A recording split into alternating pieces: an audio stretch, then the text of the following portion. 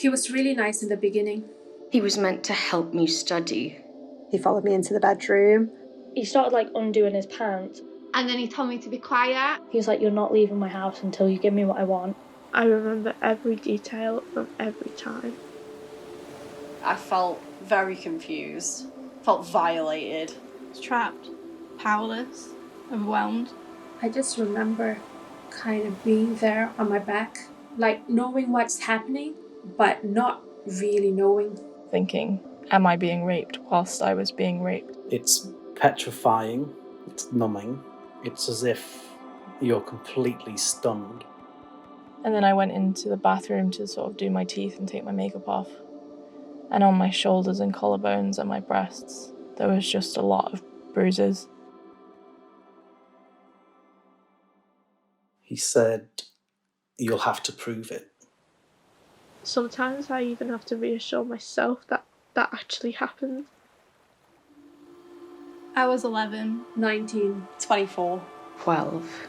It started when I was 9, ended when I was 14. I was between the ages of 4 and 8. It was in my house. In a shop. My university halls. Their apartment. My nan's house.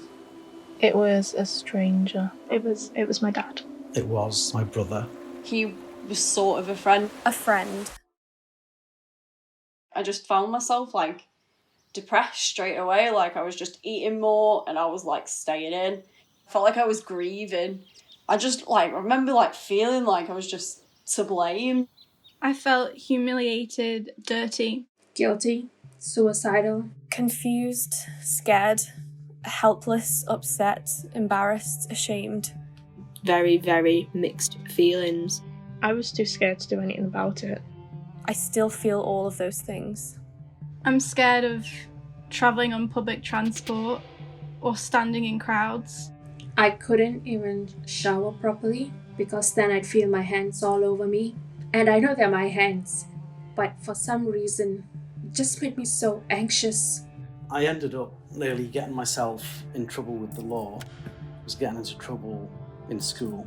If those events hadn't have happened, I think I could have done a lot better than I did in school. For a long time, I had insomnia and extreme nightmares. Paranoia whenever a male looks at me for too long.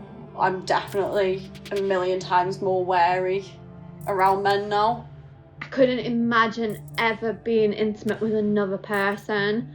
The barriers that it's caused me to put up, no matter how hard I try, I struggle taking them down. I couldn't climax, and no one prepared me for that. And I remember breaking down in tears to a friend one day, he's not only did he rape me, but he's stolen my orgasm. And I think it took me a very, very long time to enjoy sex again. I still struggle with feelings that it's my fault. I self-harmed for quite a while afterwards. I had real bad issues with my mental health. I had a real hard time with self-harming because I was I'm worthless to anyone because of everything that's happened to me. I tried to kill myself that evening. Took a lot of paracetamol, which I probably shouldn't have done, but I just wanted to try and end my life. I could have lost my life because of someone else's actions. And even though it had been suicide and it was my actions, I didn't want to die. But I didn't feel like I could live. These things have knocked my confidence and caused anxiety in many areas of my life. It's affected me from then till I think potentially the rest of my life. Do I tell my friends? Do I just forget about it? I didn't want my parents to know. I thought if they knew, I wouldn't be allowed to wear summer dresses anymore. I couldn't tell my friends because they'd be like, well, at that age, they wouldn't have understood. I didn't know who else I could tell. I only came out and said the words "he raped me" 9 years after the fact. I didn't talk to anyone about it until I was 18. It'd been probably a year and I just sat down and I told my dad and my dad cried. And I'd never ever seen my dad cry. Everybody just sort of looks at you and all your bruises and doesn't know what to say. I told my mum a year later.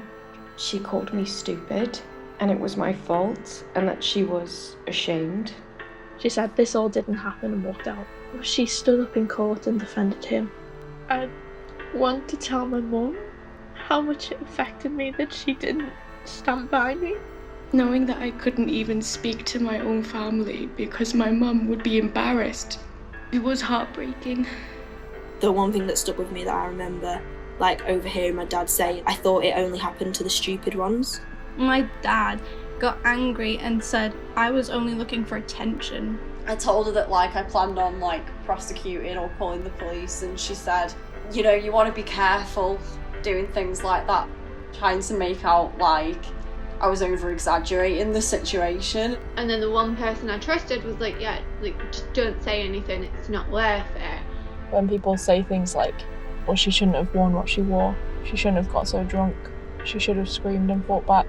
How could you let this happen? You're such an outspoken, strong woman. I never would have thought this for you. Why did you get yourself in that situation in the first place? Why did you drink so much? Oh, I should have been there. It's all my fault kind of thing. It's because you're pretty or they like you. All of those things are implying that it was my fault. And that's like the hardest thing to hear. I just wish like my friends would be like, it's okay, like it's not your fault. Just having them say, it's not your fault. When people sort of confirm to me that no, it wasn't an overreaction. You're not crazy for thinking that that was wrong of someone. Ask them if they want to talk about it, and if they do, just listen. She didn't even ask a question. She just sat there, held my hand. And he just didn't say anything. He just gave me a hug and said, do you want a cup of tea? And I was just like, that's what I need right now. I needed someone to just say, I believe you. I think people who haven't experienced it find it hard to comprehend like how it can happen. You so badly don't want to believe they're capable of like doing things like that. You don't think it's this close to home or like it's on your doorstep like that. It does actually happen to a lot more people than you'd ever think about. It happens all the time, no matter what age you are, no matter what you're wearing or where you are, or how safe you think you are, how much you've had to drink. It can happen to anyone at any time. It's not always like you get pushed into an alley and self-defense becomes your best friend. You're thinking that 50 no's and a yes is a yes. She's just got sick of saying no and she's scared that you're going to do it anyway. So easier to let it happen than fight you, because if you fight, I'm gonna lose. Think about what would happen if your sister came home and said that someone had done to her what you did to me. So long after, I was like, it's my fault, I deserved it. I was in his house, that means like I've given him the right to do what he wants.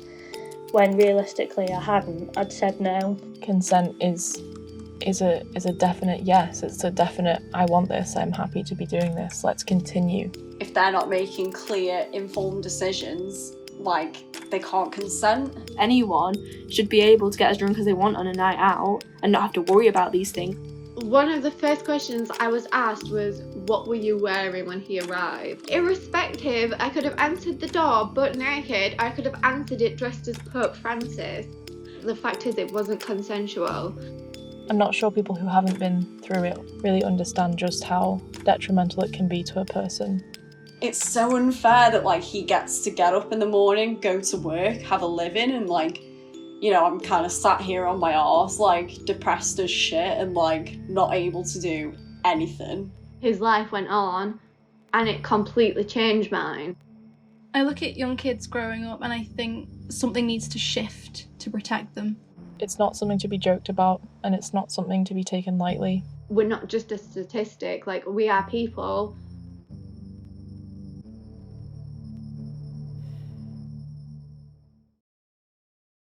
There's no easy way to heal from it. I don't think there's no fast track. There's no magic fix, but therapy has helped me gain back some of the confidence sexual assaults have taken from me. By talking about it, I feel lighter, I feel hopeful. Sometimes speaking just to like a close friend or like a close family member can just lift that weight off your shoulders quite a lot. Just know that there's like other people there who are willing to help you get better, and just tell someone, because these people don't have to win.